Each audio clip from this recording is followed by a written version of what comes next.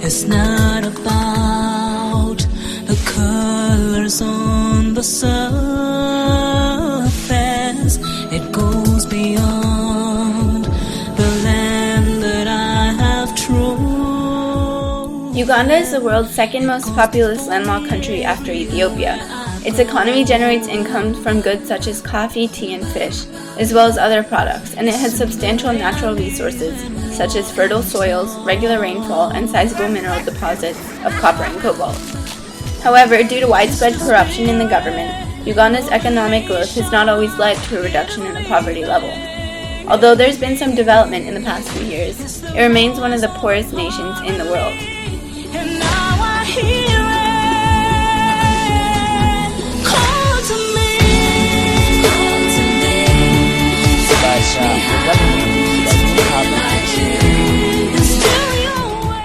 Due to corruption and political instability, the Ugandan government has failed to create an effective system that will lead to further stability.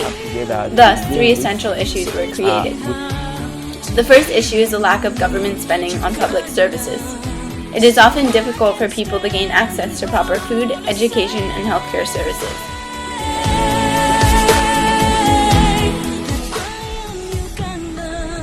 Things we treat on normal basis is malaria, diarrhea, cholera. Sanitation-related illness is the biggest cause of mortality in Uganda. Although Uganda's literacy rate is far below the world literacy rate, only 2% of the annual budget was spent on education in 2000. Apart from education, healthcare is also pushed aside in Uganda. More than 4% of the population is currently suffering with AIDS, and the infant mortality rate is high. Due to the widespread corruption, full government funding often doesn't reach the intended population, as funds are taken as they are passed down the line to the civilian population. Furthermore, the political instability causes less of a focus on improving education and healthcare as other priorities arise. Stable governments lead to further developments. Therefore, we aim to tackle the issue of public services from the government. The second issue is the lack of control and corruption. Uganda's public sector has been rated as one of the most corrupt in the world. Corruption is a severe problem, and as a result, Uganda loses 768.9 billion shillings annually. Corruption scandals continually resurface in the government, although high-ranking officials have not yet been proven guilty of stealing funds. The widespread loss of money to corruption leads to a lack of funds to fight HIV and other diseases, as well as extreme poverty and hunger across the country. The final issue in Uganda is its laws. The government system allows for the easy creation of new laws, and so the laws are often too extreme, ineffective, or unable to be implemented. For example, a law created in 2014 requires pregnant women to be tested for HIV and criminalizes anyone who transmits HIV, while allowing doctors to disclose the information to others. This has created many issues within the country, as those who have HIV are not going to the doctor for treatment, for fear that they can be jailed or fined. Those who have HIV are being targeted in times of need. These laws are not just extreme, creating an opposite effect as desired, but they are also stigmatizing various diseases and other conditions that are only hindering development in the country.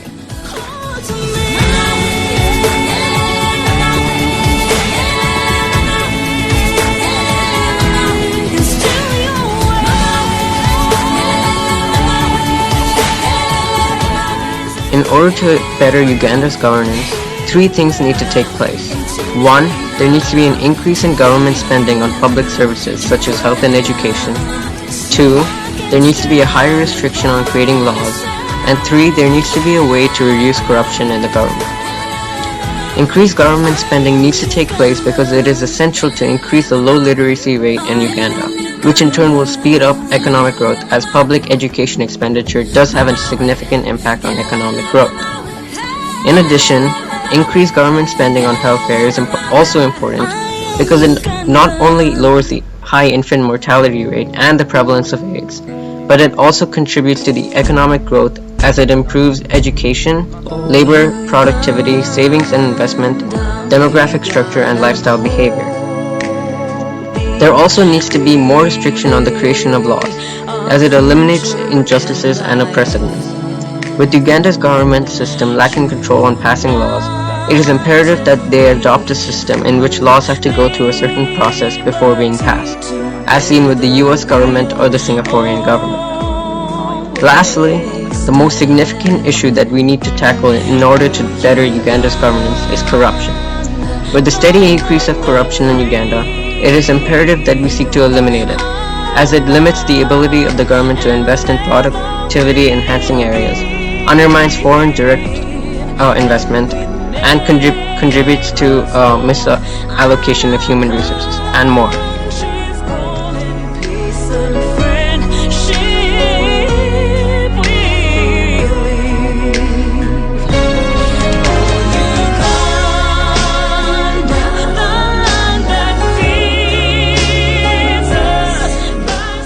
To combat these issues from the start, we will use some of our designated $500,000 to implement programs regulated by the anti-corruption officials from the UNPACDE to teach both Ugandan citizens, population, as well as government officials in the area of corruption reduction and legal normalities. Through this program, participants will be informed in advocacy and global awareness of corruption, as well as being provided with advisory services. Therefore, when the anti-corruption officials leave Uganda, the newly educated Ugandan officials will be able to regulate government corruption within their own country. We hope that this will reduce the overall corruption long term, as we will educate government officials, both old and new, how to stop corruption, thus increasing political stability, creating an increase in government spending in healthcare and education. Thus less money will be lost due to corruption, and will create more efficient and non-corrupt laws.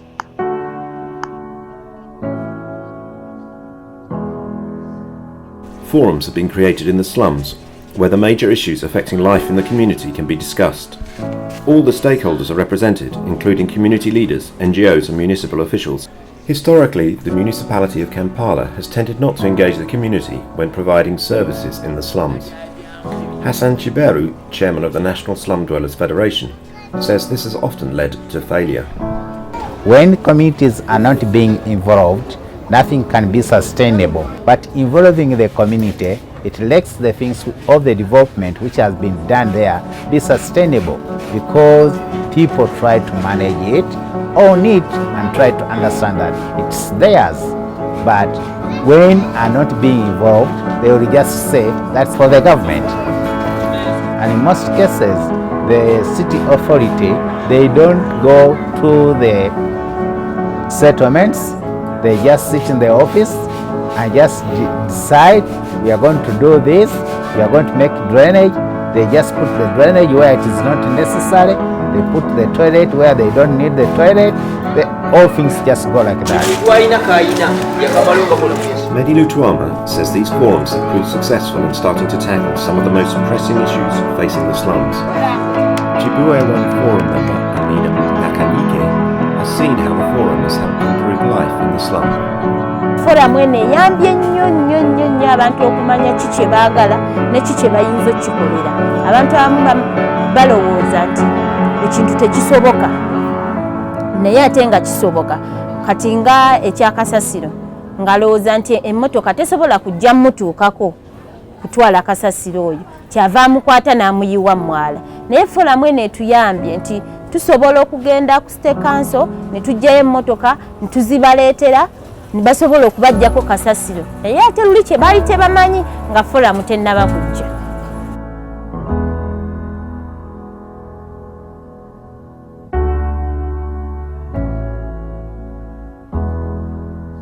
The total cost of an anti-corruption program is $300,000.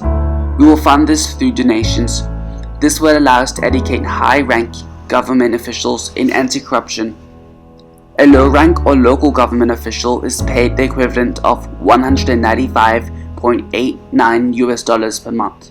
So we will hire 50 officials for 12 months to teach and guide Ugandan local government, thus hopefully creating a sustainable system for anti-corruption.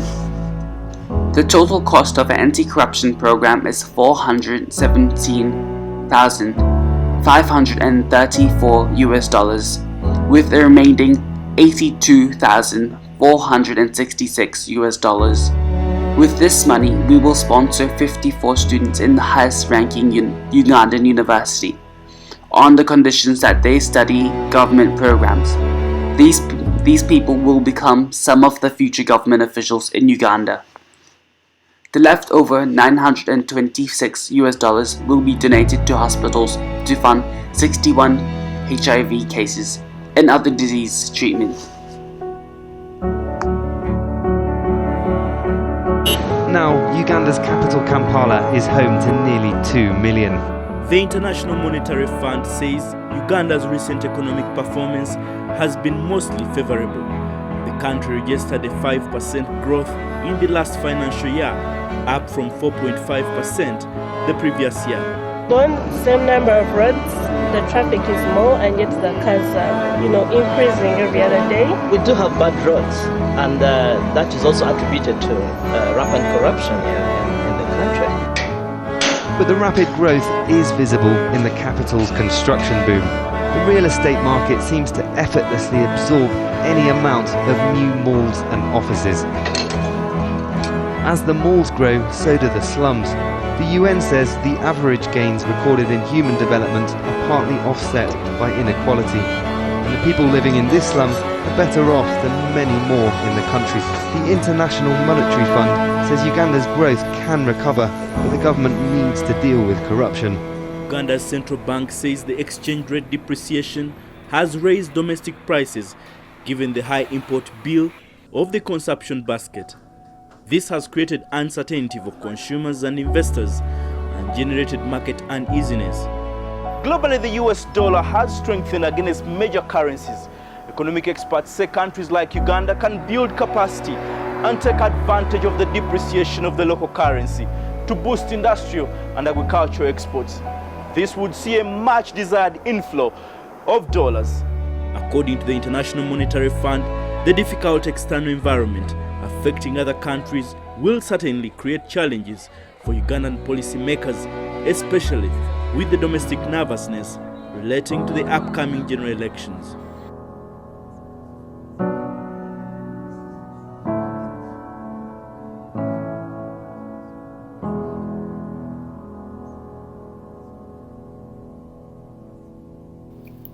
Uganda has an especially low HDI.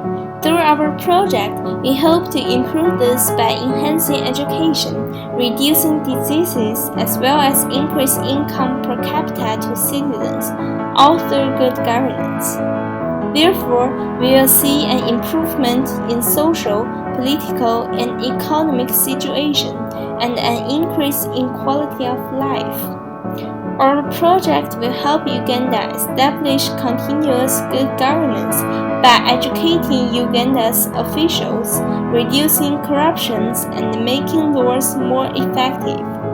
Once our proposal is passed and put in place, we should see success and improvement in conditions in Uganda. For success to occur, there should be a higher percentage of government money spent on healthcare and education. The majority of government funds should be spent on public, as this will mean that the amount of money lost to corruption is reduced. Moreover, if new laws are established, at least 3 of the 4% of people with HIV are able to receive treatments. Should none of those outcomes happen, our proposal has failed.